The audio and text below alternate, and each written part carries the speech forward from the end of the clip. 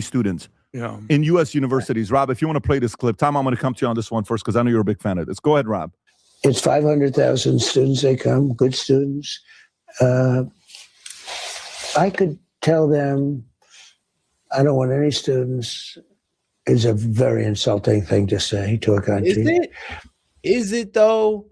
Is it wrong just to tell China, like, look, man, we just got done deporting like 600,000 people.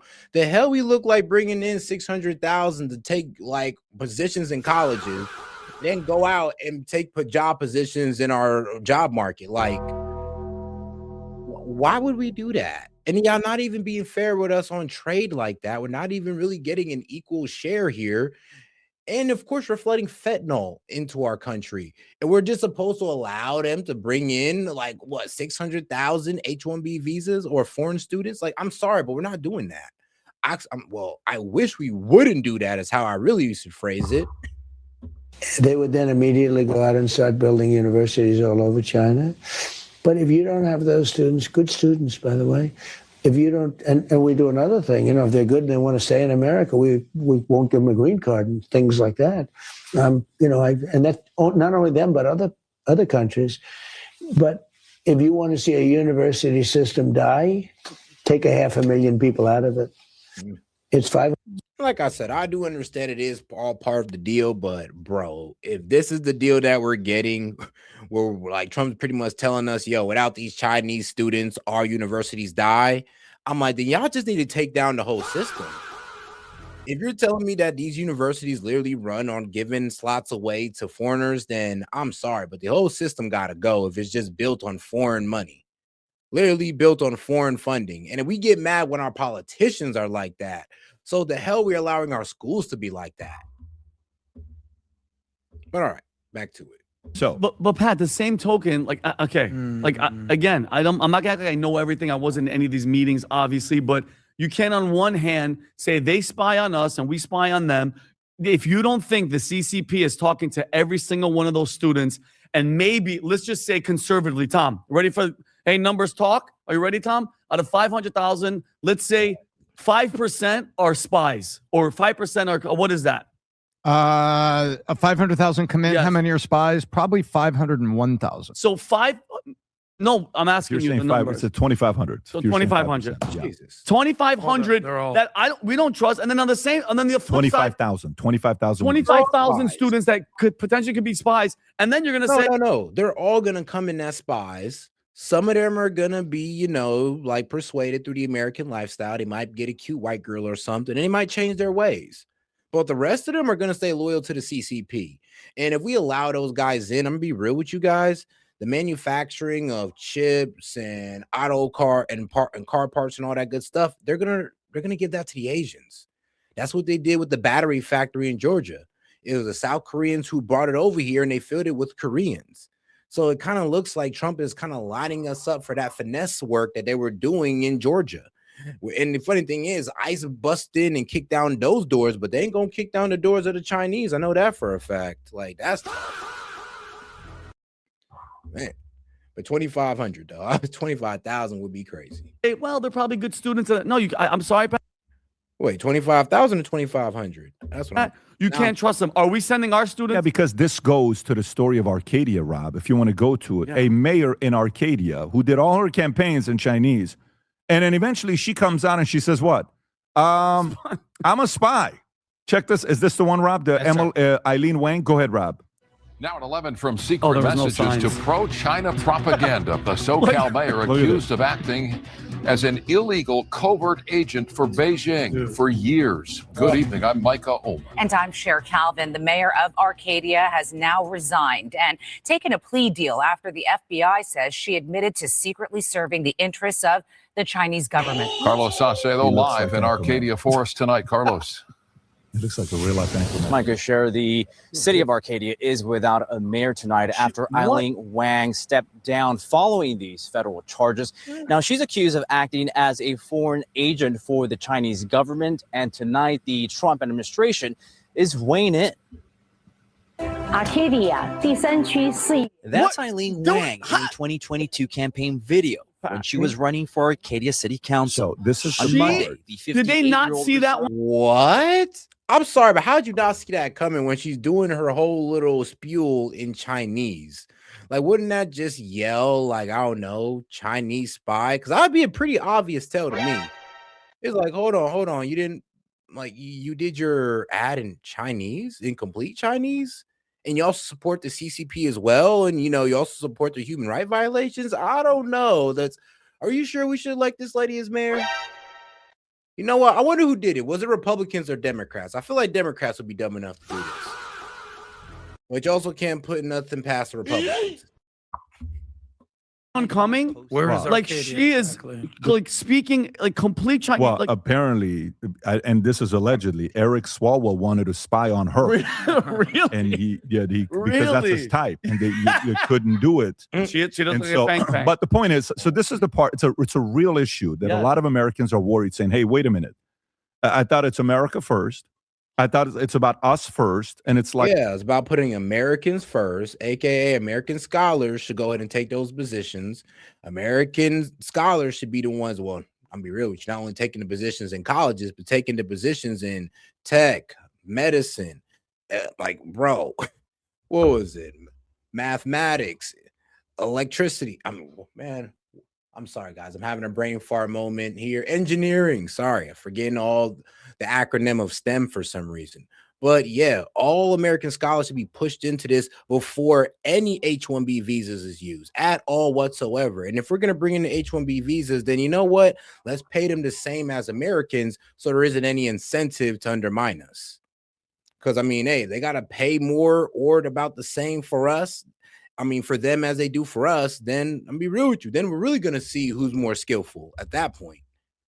no, it's really the education. And Humberto made a very good point about, you come here, you learn the system, and then you take the stuff back, and you're doing what you're doing over there. No. And then also at the same time, it's like if the U.S. educational system is not performing and it's losing and it's going in a direction where we're seeing what results it is, well, maybe some of them got to go out of business. This is 500,000 customers you're bringing to some of the guys. So that's the criticism of the educational system. Rob, you're so funny. You pull up this clip right now to go to it. But yeah, I'm already laughing playing this. By the way, this is our current educational system on how well our students read in some of the markets. Where is this, Rob? Philadelphia. This is Philadelphia. Go ahead, Rob. Read the ending score for me. She wore a suit, clothes that were. She wore a silhouette of clothes that were extraordinary, but somewhat gauche. Wait, you can't read that? All right. Are you serious? Who's this for? That were. For me. She wore a suit, clothes that were. Are you serious? Who's this for? Oh my! This is a joke. Extraordinary, but somewhat. Extraordinary. No, explain what that means. I don't know. She wore a sahalat of clothes that were extraordinary, whatever, bro. Oh my! But somewhat. What does that mean? She wore a lot. Wait, she wore. Bro, I don't know, bro. Can you take the card back, please? She wore a. Oh, baby. She wore a silhouette of. What is this, Rob? Clothes that were. Is this a joke? No, this is. They have a hard time saying silhouette. Yeah. Well, I don't even know how to read. Oh shit. Oh crap. Oh, I'm sorry. That one got me right there. I was like, no. Don't just say you don't know how to read. That is crazy. And it's not even that hard of a sentence. I do see where he's catching him up on what she wore a silhouette of clothes that were extraordinary but somewhat gauche. I'm like, I think the gauche part is going to catch people up though. She wore a silhouette of clothes that were Okay, extraordinary. go to the. Is there last one, Rob? Is there something at the end? Oh, this is the one that he gets. Keep going, Rob. Keep going, Rob. All right, now what does that mean? I have no idea. Yeah. She wore a. This is the one. I don't know what this should say. Basically, they're saying that what? She wore some clothes with a silhouette that was extraordinary. AKA, I mean, I guess her body's banging, by the way. But somewhat gauche. I mean, what? Average? I think the coach part probably would F me up. I ain't gonna lie. Know a lot of words. By the way, we're laughing at these kids. But what's funny is that it's not even funny. It's our educational system is letting down these kids. Jeez. Standards. You don't know how to say the word silhouette. Now, listen, when I first came to the States, I didn't know how to say Wednesday. Because we would watch a show called Gilligan's Island. Yes. I don't know if you guys remember Gilligan's Island, right? You would eat. I'm not gonna lie. This is where I think we do need a ban. TikTok and social media. And I mean, if it's doing this to the kids, bro, then I'm sorry, though. We got to stop it. This is unacceptable. And the difference between how I grew up and how they grew up is I didn't grow up with a phone in my hand. Like, I'm 30, guys. Like, bro, I'm like in between a millennial and a Gen Z. So I've kind of lived the best of both worlds on each side of the generations. And that's the problem there. Is like I didn't grow up with technology like they did. Like kids are born in the early 2000s, like my little brother, bro. By the time they were my age, I would say this. By the time they were in their tweens, they already had iPhones and iPads. When I was in my 11, 10 years old, bro, we still had the Game Boy. It was Pokemon Yellow and Blue. That's it. lasagna, right? We didn't know how to, I didn't know how to, but I was fresh off the boat. We just got off, I swam across, and it was like we came and we went to school. It was a different scenario. Yeah. If you were. No, that and parents had to be parents. Like, bro, back in the day, like your mom used to literally take your ass out to the park or the little ghetto ass water park that was at the library, a couple blocks away, something like that. Like your parents actually used to be a little bit more involved with you. They actually used to talk to you, and now they just put an iPad in front of you. And trust me, I seen how my little cousin's being done.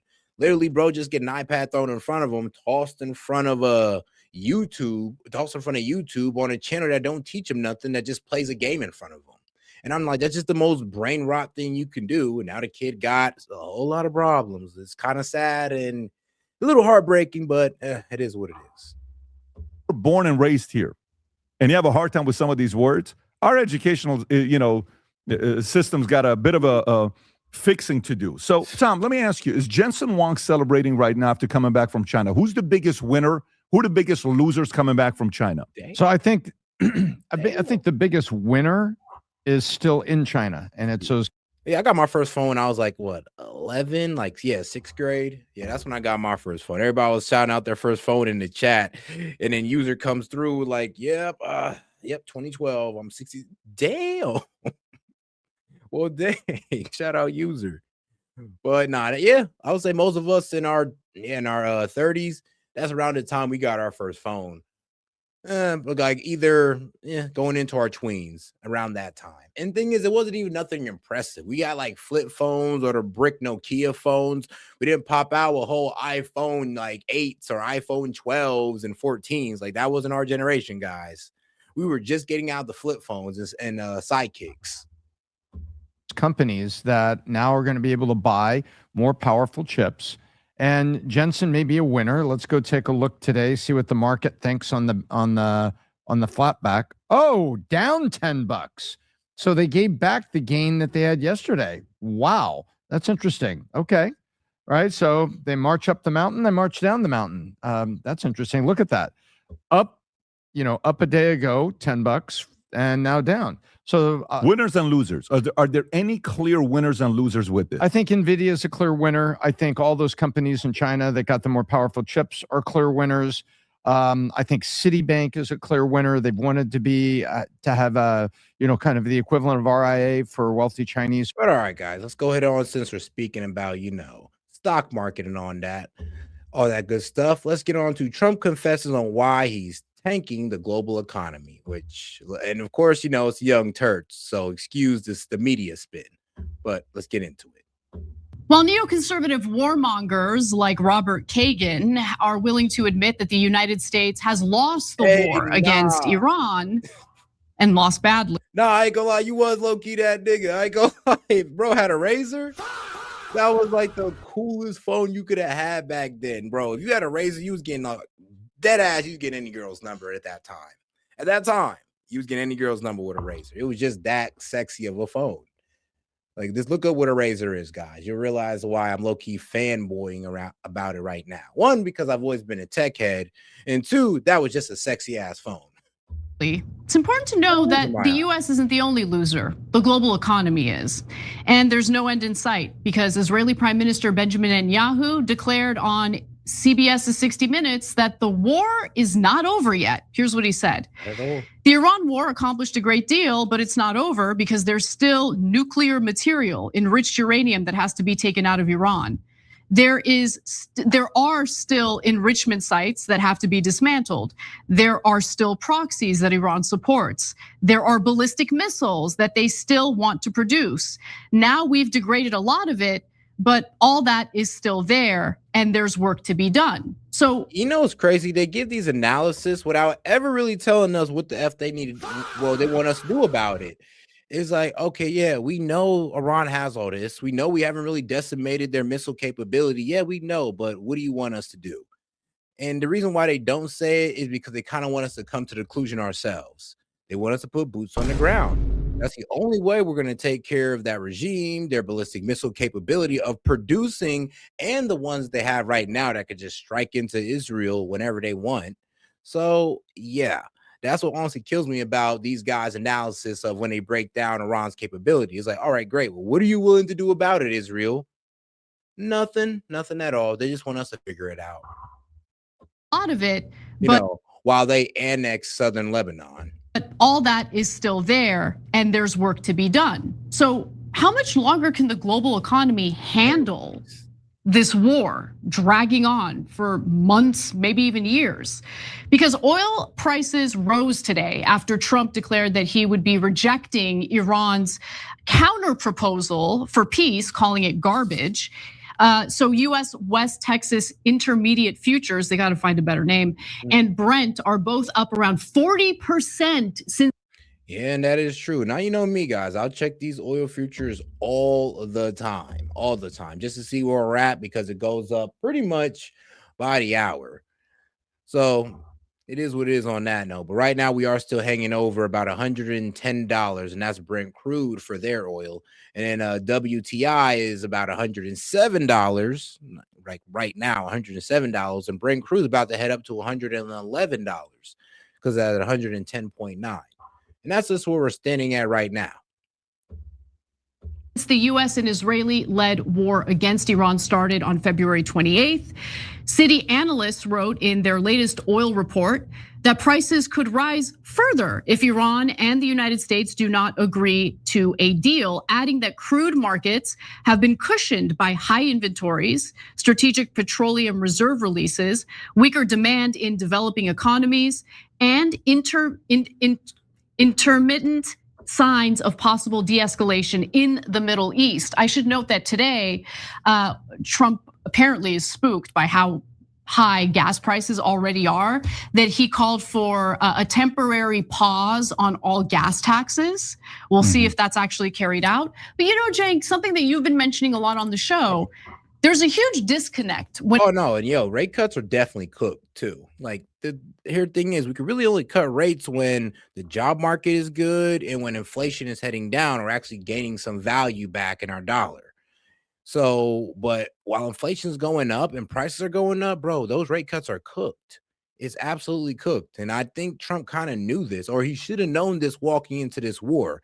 That's what I was saying. The whole make America great again agenda, or his fixing of the economy, was cooked as soon as he walked into this conflict. When it comes to the stock market versus what we're experiencing at the pump. No, and to be honest, Plug, I really don't know what Trump really wants to do with housing. It's like he kind of placates to the baby boomers and says, no, I don't want to bring down housing costs. Then he also tries to placate to our side. It's too like, oh, don't worry, I'm gonna make housing affordable. Well, bro, you can't. You're talking on both sides of your mouth here. Somebody got to eat dirt. I think it should be the baby boomers. They had a good run. This pricing is inflated and it's been built on the backs of the younger generation. So let's go ahead and take some of our money back, bring down some of their property costs or their housing costs, and maybe we can save ourselves a little bit on our purchasing power for housing. But somebody got to eat dirt, and I don't think it should be us because we've been eating dirt for decades now. So yes, let's let the older people eat the dirt. Let's let their housing prices get brought down, and let's see where that goes from there. Because the stock market is doing stupendously, but when it comes to what we're paying at the pump, obviously prices have gone up quite a bit and will continue to go up as this war drags on. So I want to go to graphic 9, right? So you see when the war started, the markets crash, Trump panics, does a ceasefire, right? And and he keeps saying the war is over, the war is almost over, the war is almost over. We won. They're going to concede on everything. And the idiots in the market have the market go completely back up and back to record levels.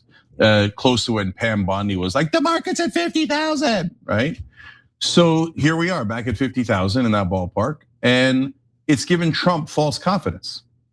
So it's a cycle of stupidity that is going to lead to disaster. Because Trump's like, guys, we almost won. And the morons on Wall Street are like, we almost won. Everybody buy, buy, buy, buy, buy, buy. Yeah, we're gonna get bye-bye soon. And so now, because Trump thinks it's no big deal, he said today, I thought the market was gonna go down 20-25%. So he knew how much damage he was gonna do to America on behalf of Israel, but he chose to do that anyway. He said, oh, I took a bullet for this. Why? Yeah, why? Weak. I mean, to give the man grace, I think he was just trying to cover his ass. I think he was just trying to sit there and be like, no, it wasn't that bad. Like, guys, I thought gas prices were going to be like $10. It's only $4 or $5. I mean, come on, guys. It's not that bad as I originally projected. I think he was just talking out of his ass to make things seem like it's not as bad as, it could have been. When, I mean, let's be real. I don't think he's seen any of this coming, and he was just covering his ass with that one. I can't really say that he just admitted to selling out. Well, he did sell out the American people to Israel's for MEGA, or Make Israel Great Again, or for Israel's interest in the Middle East. But I can't sit there and have that opinion that, oh no, this is him admitting it. Nah, he's just covering his ass, as Trump's known to do. Okay, because you're making America take a bullet, you're making our economy take a bullet, along with yourself and your politics, and we know why. I don't care if everyone in mainstream media lies to you. It's blackmail. The bribes alone doesn't do it, okay? A lot of people are bribing him. A lot of countries are bribing him. No, at this point, the way he's following Israel, no matter how much it's obviously going to his doom, and when he only cares about himself, that means the blackmail is worse than him being considered the worst president in history, okay? So what's going to happen in that market, hear me now, quote me later, is when we go back into the war, because Netanyahu just ordered us back into the war, and then Trump ripped up the peace deal, and Trump just said today, there's only a 1% chance we don't go back into the war. Markets didn't go down at all. They're like, no, the war's almost over. Bye, bye, bye, bye. Okay, it's going to be a spectacular crash. So Richard Wolff, economist Richard Wolff, made a statement that hasn't left me ever since I heard it, because I think it's exactly right. Markets are slow to react to reality, but then once they do, they tend to overcorrect. So you're 100%. Right. That crash is coming, and it's going to be epic. It's going to be devastating to a lot of. I mean, look, when you really think about who's invested in the stock market, about 80% of the stock market is owned by the top 10% of this country. Okay. But that doesn't erase the fact that a lot of working class Americans have the entirety of their retirement savings in 401ks or IRAs. Stock market crashes. These people who might be getting ready to retire are gonna suffer significantly. So I'm so angry about this whole situation. Gone. It'd have been better if they'd have placed their money in rare earth metals, or pretty much in gold and silver, like, bro. But if the stock market crash and you're on 401ks and IRA, bro, it's gone. And that's just the sad reality of it. And that's what a lot of people, don't want to happen. Even though, I mean, the stock market crashes, it recovers, and you can gain back. But 9 times out of 10, people can't wait for the gain back. And they end up probably, jumping out of a, okay, maybe I shouldn't take the joke that far, but fuck it. I mean, they're all their stocks crash and end up jumping out of a window or something, or crashing a car into a brick wall. And that's what was happening in 08 when people was losing their savings. And trust me, they didn't want to wait for their stock market to recover because they need to pay their bills now. And your bills don't wait for the stock market to recover. It'd be nice if they did, though. Situation, the fact that we are in a war that we should have never been in to begin with, even if Trump was able to accomplish, the objectives that he had outlined in the beginning of the war. Those are objectives on behalf of Israel. Those aren't objectives that benefit the United States in any way, shape, or form. We are carrying the cost, we're carrying the burdens, we're suffering the deaths and losses. Whereas Israel gets to bomb from afar and get us to do their dirty work for them as they're expanding their borders into southern Lebanon. Yep. Yeah, so last two things here.